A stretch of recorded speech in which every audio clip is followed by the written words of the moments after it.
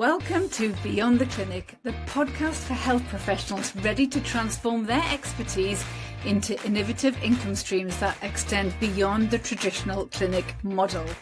I'm Sarah Armand-Bushell. I'm a registered dietitian and certified business coach and proud owner of 2 successful online businesses. I understand the leap from the security of a regular salary can feel intimidating because I've been there too. But it doesn't have to be scary, and you do not have to do this alone. Here you'll learn tangible strategies to accelerate your business growth. So if you're dreaming of using your expertise to create impact and a life of freedom, then you're in the right place. Welcome along. Digital products can be one of the best things that you can add into your business, in my opinion. Because when they're working well, they can bring in passive sales every single day and help you build a business that supports you financially without you needing to be on all the time. However, just because you create a digital product, it doesn't automatically mean it will sell consistently, even if the offer itself is fantastic. And a lot of people realize that the hard way. There's usually a few critical mistakes that people make along the way. Now, in last week's episode, we talked about the foundational mistakes that you might be making when creating your digital products that are costing you sales. So things like having an offer that isn't validated, for instance. Make sure you go back and give that episode a listen first before you jump into this one. Because today, we're going to be talking about why, despite the fact you've actually done a lot of those foundational things right, your digital product still isn't selling the way that you expect it to. Now, your digital product might be perfectly validated, people want it, it's perfectly priced, and you have all of those other foundational bits and pieces ticked off. But if there are mistakes in the sales process, you're still going to struggle to sell your offer, no matter how brilliant the offer itself is. So today we're diving into 3 mistakes in your sales process that could be quietly costing you digital product sales right now. And this includes the one mistake that I see almost universally, and that is single-handedly responsible for more lost revenue than anything else. So go and grab a cuppa or whatever your drink of choice is, and let's dive into today's episode. So mistake number 1 is not using email as part of your sales process. And you know what? This is a really important one because email is genuinely the single most effective place to sell your offers, including digital products. If you aren't leveraging email marketing in your business, trust me, you are missing a massive trick. There are tons of reasons for this. Firstly, because people on your email list have already taken some kind of action to get there. They've clicked something, they've downloaded something, they've opted in for something. However they've got onto your list, they've actively shown interest in what you do. And that means they're not randoms anymore. They're warmer. And as a result, email is where most people typically move from interested to ready to buy. And the other key reason email is so powerful is because it allows you to properly nurture people over time and guide them from that initial interest in getting a solution for their problem, likely via a freebie they downloaded, into making a buying decision. To show you just how important email really is for selling digital products, let me give you a very quick example from my nutrition business. So, a total of 5,100-ish people downloaded my Fussy Eater free quiz. And from there, around 4,600 of those people went through the full email sequence that I created and set up in the background. And that ultimately resulted in around 300 sales. Now, that was a 6.5% conversion rate, which is a really phenomenal percentage by industry standards. Now, just imagine for a second, if email wasn't part of that, imagine if those same 5,100 people downloaded my free quiz and then they got sent to a thank you page with their quiz results, and maybe they got a confirmation email too, but then no email sequence was set up behind it. In other words, there was no strategic next step set up. If that was the case, the majority of those people probably would have downloaded the quiz, looked at it once, and then completely forgotten about me a few days later. And I certainly would not have made those 300 odd sales. Because without the email sequences, there's no consistent automated relationship building No sales mechanism doing the work between opt-in and purchase. The email sequences I set up in the background were what kept bringing them back into the conversation, reminding them of their problem, building trust, and showing them the next steps when they were actually ready for it. If I didn't have any of this, I'd basically be relying on social media alone to carry the weight of the sales. And what you'll find is social media is great for grabbing attention, but that's pretty much it. Email is what actually turns attention into sales. Now, I've found there's usually 3 reasons health professionals avoid using email in their business. Number 1, they don't know what to say. Number 2, they don't want to be salesy. And number 3, they say, I don't have time, which is usually the biggest one. But none of those are actually reasons for not using email marketing. In fact, they're all reasons to build the right system so that you're not continually doing email manually. Because when it's set up properly with nicely automated sequences, it becomes one of the most powerful and time efficient parts of your entire sales process. And once you know what you're doing, it actually becomes really, really simple to set these things up. So honestly, do not let the tech side put you off. It's far easier than most people think. Okay, now let's move on to mistake number 2, and that's only talking about your digital product when it's new. So what tends to happen is you create your digital product, you get it out into the world, you're excited and you start talking about it on social media and in your emails. You do it for a few weeks, you'll pop it on your website. But then you start to pull back a bit. It might start to feel a bit like you've been talking about the same thing a bit too much. You might think, well, surely people would have seen it by now. Surely people who wanted it would have already bought it. And so you ease off. You stop talking about it as much. You might go on and do other things.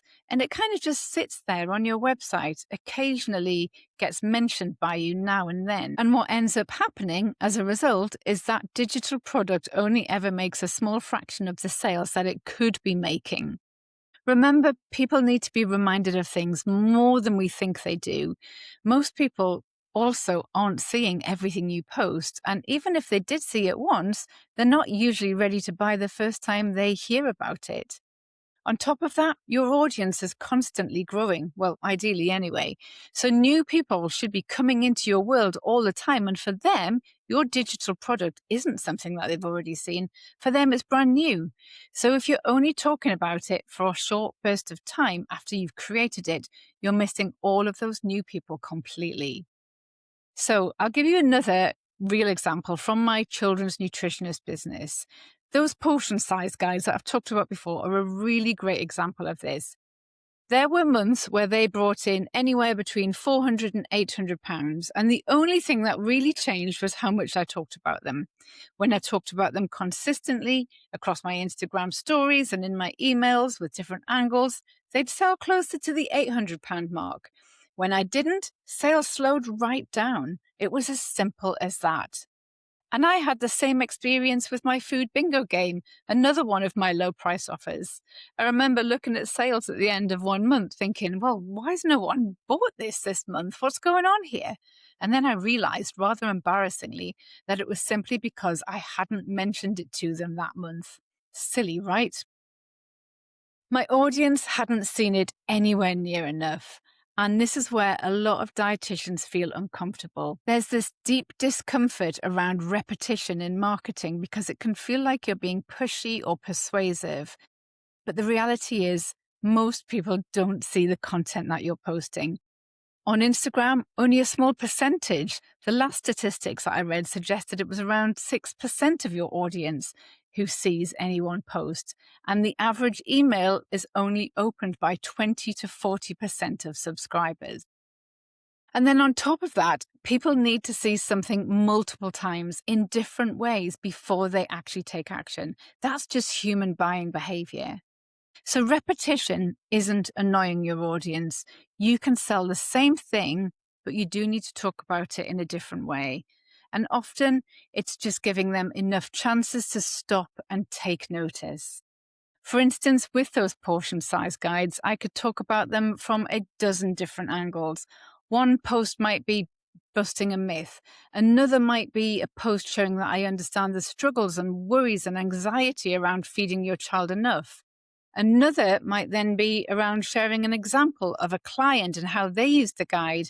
And another might be what the portions actually look like on a child's plate. So instead of repeating the same message over and over and over again, you just find different angles. And then last but not least, mistake number 3 isn't actually about the digital product itself.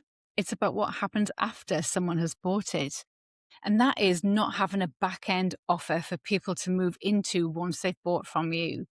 So someone might buy your digital product and absolutely love it. It might help them solve a key problem that they've been struggling with, but then you might not have a next step for them. So there's nowhere for them to go next to help them with their next struggle or their next goal. And you know what? That is a huge missed opportunity, because the hardest part of selling is getting someone to buy from you the first time. That first sale usually takes quite a bit of trust building. But once someone has already bought from you once, a lot of the hard work, it's already done. They already trust you enough to buy from you. They already believe that you can help with their problem, and they've already had a really good experience from your first offer.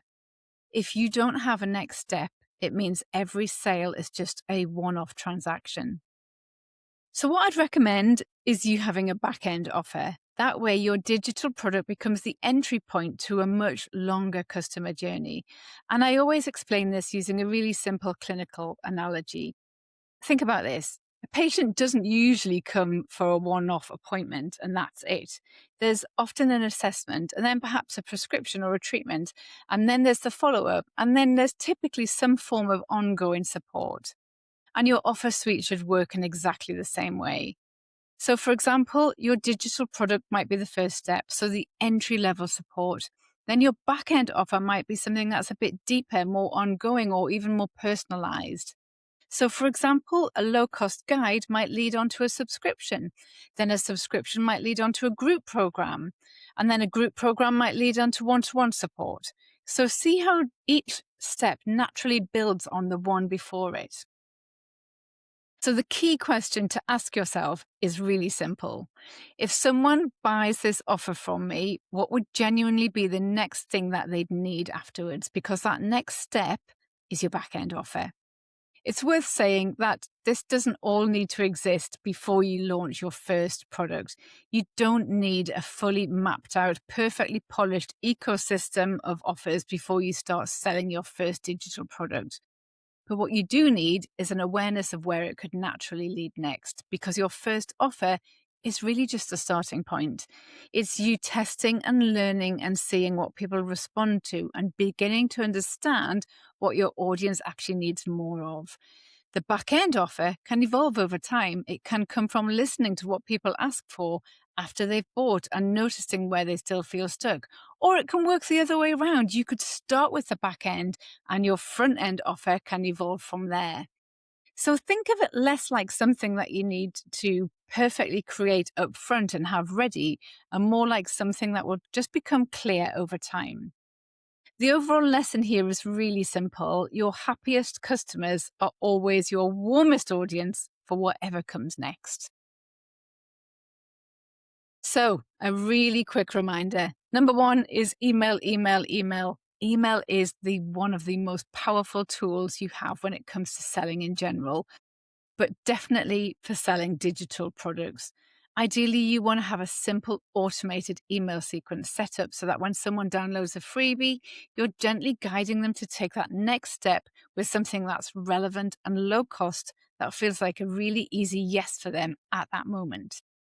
Number 2, talk about your digital products more than you think you should, because sales come from consistency and from repeating the same message but in different ways. And then number 3, every buyer needs a next step. Without a back-end offer, your digital product becomes a one-off distraction instead of the start of an ongoing relationship. Now, here's a few quick questions to ask yourself based on what we've covered today. Do you have an email sequence set up that actually supports your digital product and moves people towards it after they've shown interest? Or are you relying on social media alone to try and make those sales? When did you last talk about your digital product? And are you giving people different reasons to be interested or care about it? Or are you just repeating the same message? And last but not least, do you have a back-end offer for people to move into after they've purchased your digital product? Now, there are some amazing dietitians inside Accelerate, my business coaching program, who are now selling their digital products really successfully, and it's made a huge difference to their business. These offers give them more consistent income, more stability, and more freedom in how they work. And that's come from me supporting them with the full A to Z of everything from validating and shaping their ideas to creating those digital products that actually convert, pricing them appropriately, and then building out the simple systems to sell them consistently without adding loads more to their workload. But this is just one part of what we do inside my business coaching. I meet you where you're at in your business. We look at the whole picture and what actually needs to happen next to accelerate you forward. No matter if you're brand new to business or 5 years in, if you want consistent clients and a predictable income every month, and also a business that feels easy and effortless to run, that's exactly what I can help you create inside Accelerate. If you're a bit interested, it's worth booking a free discovery call. We can then have a 20-minute chat about what's currently happening in your business, where things might be stuck and what might be realistic in order to move the needle forwards for you. And even if we decide that now is not the right time, or this is perhaps not the right program for you, you will leave with a clearer direction and a better understanding of what needs to shift in your client getting process. So if that sounds helpful, I'd love for you to book your call using the link in the show notes. Bye for now. That's it for another week. Thank you so much for joining me as we explore the abundance of strategies to help you recapture that feeling of possibility and excitement as you drive your business forwards and beyond the clinic room. If you found today's episode inspirational, then don't forget to like and subscribe to the show to stay in the loop for more valuable advice that I'm going to be sharing each week.